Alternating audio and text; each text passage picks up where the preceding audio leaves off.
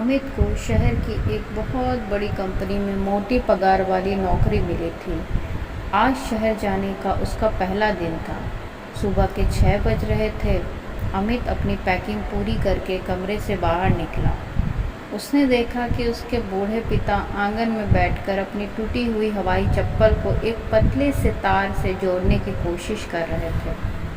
वह चप्पल इतनी घिस चुकी थी कि उसका रंग भी पहचान में नहीं आता था। अमित को यह देखकर बहुत चिढ़ हुई। उसने गुस्से में कहा, पिताजी, आज भी ना, आप भी ना, पूरे मोहल्ले में हमारी बेइज्जती कराते हैं। लोग क्या सोचेंगे कि इतने बड़े अफसर का बाप तार से बंधी हुई चप्पल पहनता है। इसे फेंक क्यों नहीं देते? मैं जा रहा हूँ, और हाँ, अपनी इस चप्पल को छुपा कर रखिएगा। पिता ने अपनी धुंधली आंखों से अमित को देखा, एक फीकी सी मुस्कान दी और बोले, हाँ बेटा, बस अभी फेंक देता हूँ, तुम संभल कर जाना और शहर पहुँचकर फ़ोन कर देना। अमित अपनी चमचमाती कार में बैठा और शहर की तरफ निकल गया। रास्ते में उसने महसूस किया कि उसने अपना एक ज़रूरी सर्टिफिकेट घर के अलमारी में ही छोड़ दिया है। वह आधे रास्ते से वापस अपने घर की तरफ मुड़ा। जब वह घर पहुंचा, देखा कि घर का दरवाज़ा खुला था।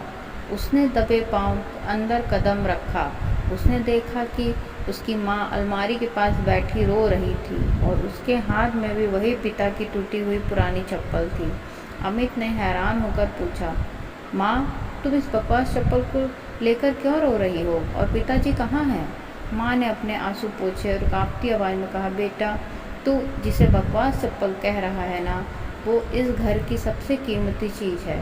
5 साल पहले जब तेरा एडमिशन उस बड़े कॉलेज में हुआ था, तब कॉलेज की फ़ीस भरने के लिए हमारे पास पैसे नहीं थे।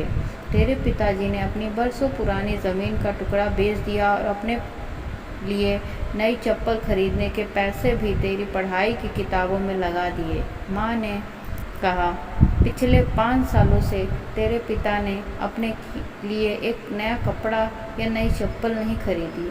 जब भी मैं कहती तो वो हंसकर टाल देते कि अभी मेरी चप्पल ठीक है। वो हर महीने अपनी पेंशन के पैसे बचाकर तेरे लिए शहर में फ्लैट खरीदने के लिए जोड़ रहे थे। आज सुबह जब तूने उन्हें डांटा तो वो चुपचाप उस चप्पल को कचरे के डिब्बे में फेंक कर नंगे पैर ही मंडी में मजदूरी के पैसे लेने चले गए, ताकि तुझे शहर में कोई दिक्कत ना हो। माँ की बात सुनकर अमित के पैरों तले ज़मीन खिसक गई। उसकी आंखों के से आंसू बहने लगे। उसे अपनी महंगी गाड़ी, महंगे कपड़े और अपनी बड़ी कार पर शर्म आने लगी।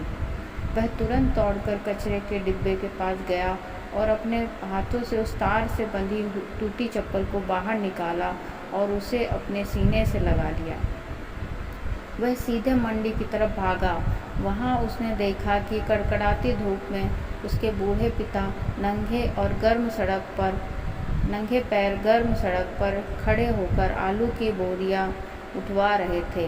अमित दौड़कर गया और अपने पिता के पैरों में गिर गया। उसने रोते हुए कहा, पिताजी, मुझे माफ़ कर दीजिए। मैं अपनी औकात भूल गया था। मुझे गाड़ी बंगला नहीं चाहिए, मुझे बस आपका आशीर्वाद चाहिए। पिता ने अमित को उठाकर गले से लगा लिया और अपनी फटी हुई आस्तीन से अमित के आंसू पोंछते हुए बोला, अरे पगले, रोते क्यों हो? अफसर लोग रोया नहीं करते।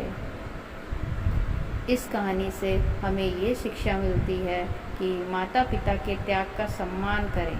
माता पिता हमारी खुशियों के लिए अपनी इच्छाओं का गला घोट देते हैं। उनके फटे कपड़े या टूटी चीज़ें उनकी लाचारी नहीं, बल्कि हमारे प्रति उनका बेइंतहा प्यार